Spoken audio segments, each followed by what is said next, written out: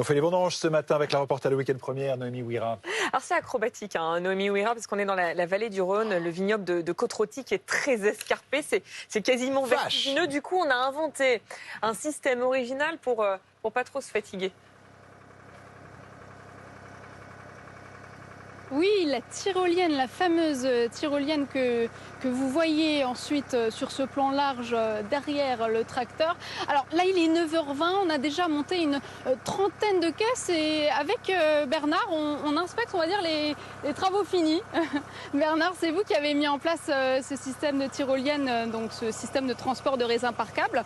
Mais vous faisiez comment avant? Vous transportiez tout sur le dos? C'est sacrément costaud, non? Ça devait être dur. Alors je ne le faisais pas tout seul, bien entendu, mais il nous fallait à peu près 6 ou 7 porteurs pour travailler cette ligne-là, qui portaient des caisses de 25 kg à peu près.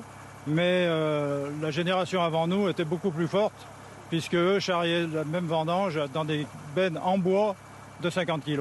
Alors, ce système, il est ingénieux, il permet de soulager les travailleurs. On l'a vu en seulement 3 minutes, donc ça remonte les parcelles, donc de 3000 mètres carrés. La corde, elle n'a jamais craqué?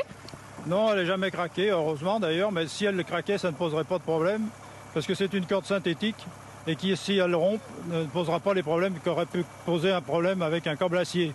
Un câble acier qui, si on prend le même diamètre, est beaucoup moins solide que cette câble synthétique. Alors on l'a vu, c'est pas simple de vendanger ici, mais c'est aussi cette difficulté, cette exigence qui explique la rareté de l'appellation du Côte-Rôtie. On s'attend à un bon millésime en 2023.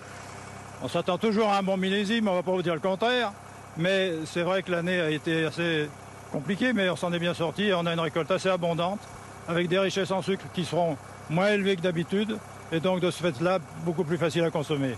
Alors, on a hâte de voir ça tout à l'heure. Bernard, je vous laisse remonter sur votre tracteur. Je voulais quand même finir par vous montrer ce vignoble qui surplombe le village d'Ampuis. C'est là où nous étions tout à l'heure. Regardez ce terroir magnifique. Splendide, c'est absolument magnifique. Et ça donne envie d'aller visiter la région en plus.